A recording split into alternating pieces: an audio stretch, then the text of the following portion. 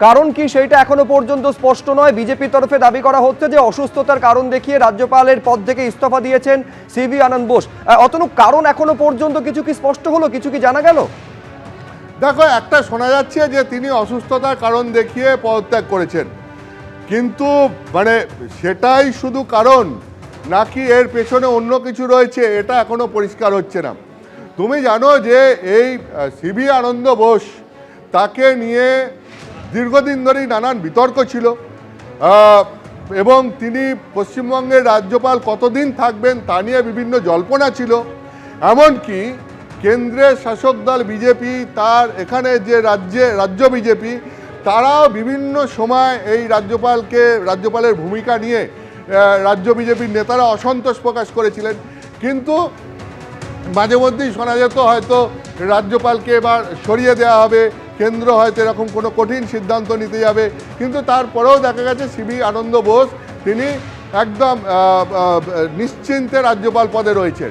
কিন্তু এইবারে যেটা হলো, যেভাবে তিনি পদত্যাগ করলেন, আচমকা পদত্যাগ করলেন, কোনো রকম কোনো জল্পনা ছিল না, কোনো রকম কোনো আভাস ছিল না, কোনো রকম কোনো অন্য কোনো রকম খবর ছিল না।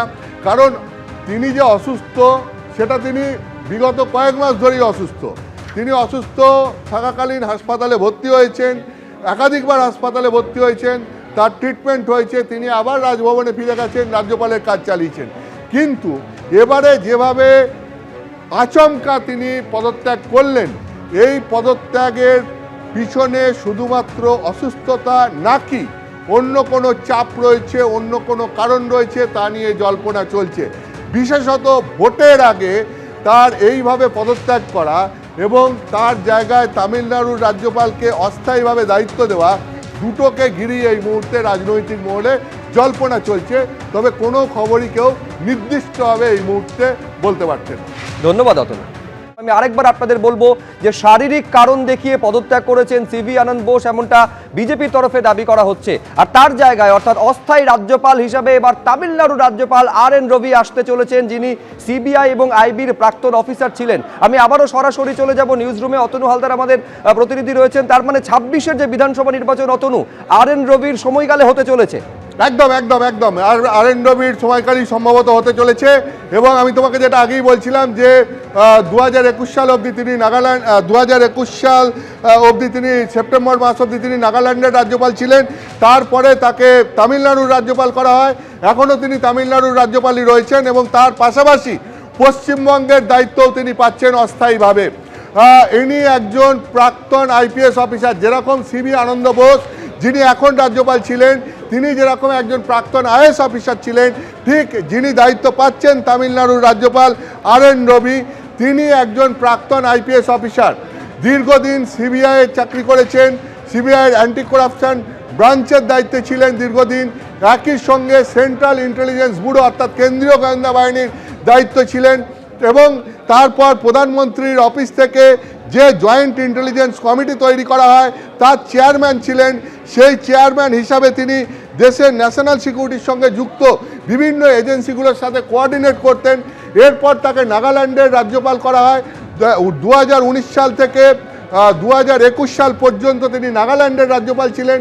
তারপর তাকে তামিলনাড়ুর রাজ্যপাল করা হয়।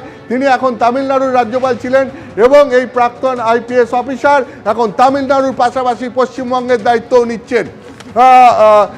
তোমাকে আমি মনে করিয়ে দিই, এই ভোটের আগে রাজ্যপাল পদের এই পরিবর্তনকে অত্যন্ত গুরুত্বপূর্ণ বলে মনে করছে রাজনৈতিক মহল। এবং তার সঙ্গে সঙ্গে যেটা ইম্পর্টেন্ট, যে তিনি দীর্ঘদিন ইন্টেলিজেন্স ব্যুরোতে কর্মরত ছিলেন। এর আগে 2011 সালে পশ্চিমবঙ্গের যিনি রাজ্যপাল ছিলেন তিনি হচ্ছেন MK নারায়ণন। MK নারায়ণন একজন প্রাক্তন IPS অফিসার এবং দীর্ঘদিন তিনি ইন্টেলিজেন্স ব্যুরোতে ছিলেন এবং ইন্টেলিজেন্স ব্যুরোর একটা সময় MK নারায়ণ চিফ ছিলেন। পরে MK নারায়ণনকে সেই সময় কেন্দ্রের কংগ্রেস সরকার তাকে পশ্চিমবঙ্গের রাজ্যপাল করে পাঠায়। 2011 সালে এই প্রাক্তন ইন্টেলিজেন্স অফিসার MK নারায়ণন তিনি পশ্চিমবঙ্গের রাজ্যপাল থাকাকালীন তার সময় ভোট হয়েছিল এবং রাজ্যে সেই সময় বামফ্রন্ট সরকারের পরিবর্তে তৃণমূল সরকার আসে। এরপর আবার একজন প্রাক্তন ইন্টেলিজেন্স কর্তা, যাকে পশ্চিমবঙ্গের রাজ্যপালের দায়িত্ব দেওয়া হচ্ছে। তিনি হচ্ছেন RN রবি, প্রাক্তন IPS অফিসার, সিবিআই চাকরি করেছেন, ইন্টেলিজেন্স ব্যুরোতে চাকরি করেছেন, 2012 সালে রিটায়ার করেছেন, তারপরেও বিভিন্ন গুরুত্বপূর্ণ দায়িত্ব সামলেছেন এবং সেই তাকেই তামিলনাড়ুর পাশাপাশি অতিরিক্ত দায়িত্ব হিসাবে পশ্চিমবঙ্গের রাজ্যপালের দায়িত্ব দেওয়া হচ্ছে। সম্ভবত তিনি রাজ্যপাল থাকাকালীন এই পশ্চিমবঙ্গের এবছরের বিধানসভা নির্বাচন হবে।